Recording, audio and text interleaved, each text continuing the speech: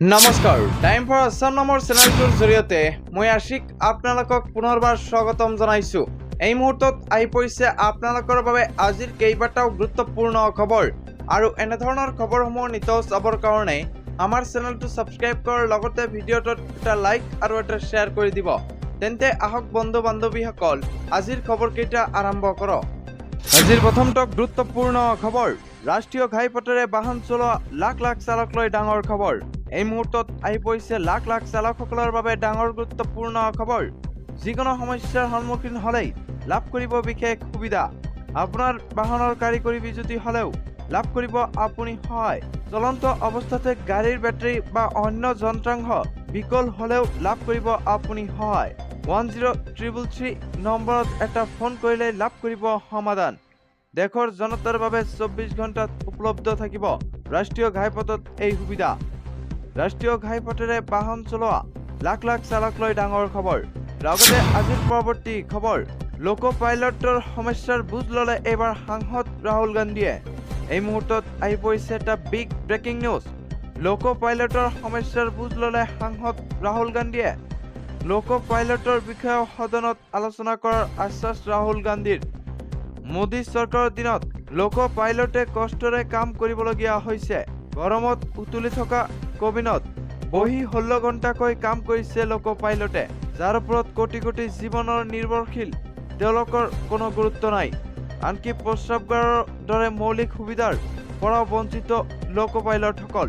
কৰ্ম সময়ৰ কোনো সীমা নাই আৰু নিজ পৰিয়ালৰ বাবেও ছুটি নাপায়, যাৰ বাবে কোনো শাৰীৰিক আৰু মানসিকভাৱে ভাঙি পৰিছে। এনে পৰিস্থিতিত তেওঁলোকে ৰেল চলোৱা মানে যাত্ৰীৰ জীৱনৰ বিপদৰ দিশে লৈ যোৱা। লোক পাইলটৰ অধিকাৰ আৰু পৰিস্থিতি উন্নত কৰাৰ বাবে সংসদত প্ৰশ্ন কৰা হ'ব। লোক পাইলটক সাক্ষাৎ কৰি সৰব হ'ল সাংসদ ৰাহুল গান্ধী। লগতে আজিৰ পৰৱৰ্তী খবৰ, অসম চৰকাৰৰ গৃহ বিভাগত ব্যাপক ৰদবদল। এই মুহূৰ্তত আহি পৰিছে এটা ডাঙৰ গুৰুত্বপূৰ্ণ খবৰ। অসম চৰকাৰৰ গৃহ বিভাগত ব্যাপক ৰদবদল হোৱা পৰিলক্ষিত হৈছে।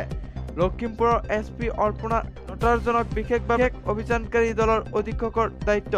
লগতে APS মিহিৰজিত গায়নক লখিমপুৰৰ SP হিচাপে বদলি।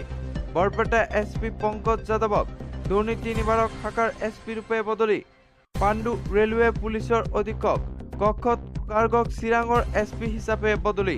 চিৰাঙৰ SP প্ৰাণজিৎ বৰাক ৰেলৱে পুলিচৰ অধীক্ষক নিযুক্তি। APS সুশান্ত বিশ্ব শৰ্মাক বৰপেটাৰ SP হিচাপে দায়িত্ব দিয়া হৈছে। লগতে নলবাৰীৰ দৌলশালাস্থিত APBN কমাণ্ডাৰ দায়িত্ব আছিল সুশান্ত বিশ্ব শৰ্মাই। পেট্ৰিক ৰংহাঙক নলবাৰীৰ 14 APBNৰ কমাণ্ডাৰৰ দায়িত্ব।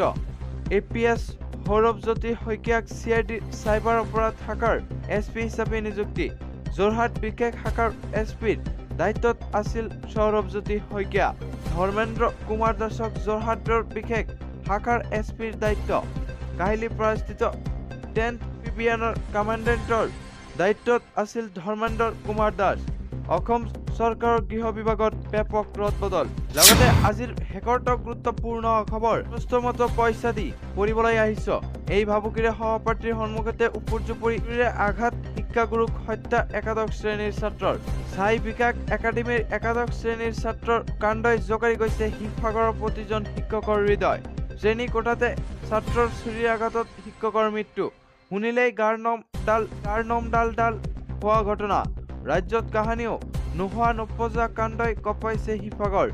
ছাই বিকাশ একাডেমী। এইবাৰ কেইবাজনো ছাত্ৰ ছাত্ৰীয়ে NEET আৰু JEE ক্ৰেক কৰাৰ বাবে শিৱসাগৰত জনাজাত হৈছিল ছাই বিকাশ একাডেমী। সেই ছাই বিকাশ একাডেমীৰ জানিলে একাদশ শ্ৰেণীৰ এজন ছাত্ৰই। পঢ়া শুনাত নিয়মীয়া নাছিল ছাত্ৰজন। শ্ৰেণী কোঠাত উপস্থিত আছিল অনিয়মীয়া। কাণ্ড দেখি ৰসায়ন বিজ্ঞানৰ শিক্ষকে ৰাজেশ বাবুই দাবী ধমকি দি শ্ৰেণীৰ পৰা উলিয়াই দিলে ছাত্ৰজনক।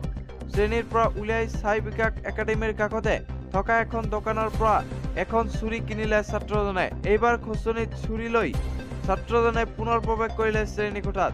পঢ়াই থকাৰ মাজতে ছাত্ৰজনক দেখি খং উঠিল ৰাজেশ বাবুৰ।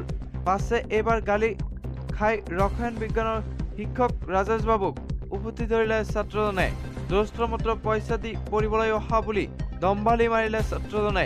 প্ৰত্যুত্তৰত কিবা এষাৰ কওঁতেই শ্ৰেণীকোঠাতে ছুৰী উলিয়াই ৰাজেশ বাবুক আক্ৰমণৰ নাবালক ছাত্ৰৰ। শ্ৰেণীকোঠাত কেইবাজনৰ ছাত্ৰ-ছাত্ৰীৰ সন্মুখতে উপৰ্জি পৰি ছুৰীৰে আঘাতেৰে ৰাজেশ বাবুক ধাৰাশায়ী কৰি পলাই আহিল ছাত্ৰজন। ছাই বিকাশ কেন্দ্ৰৰ প্ৰথম মহলাত এই কাণ্ড কৰি তলৰ মহলাত নামি আহি চিৰিত বহি জিৰণি লোৱাৰ চেষ্টা কৰোঁতেই একাংশ শিক্ষকে আবদ্ধ কৰিলে ছাত্ৰজনক। আনফালে তেজেৰে লুতুৰি পুতুৰি হৈ থকা ৰাজেশ বাবুক ততাতৈয়াকৈ লৈ যোৱা হ'ল চুকাফা হাস্পতাললৈ। কিন্তু চুকাফাই হাস্পতালত চিকিৎসা আৰম্ভ কৰিয়েই চিকিৎসকে মৃত ঘোষণা কৰিলে ৰসায়ন বিজ্ঞানৰ শিক্ষক তথা প্ৰতিষ্ঠানখনৰ অধ্যক্ষ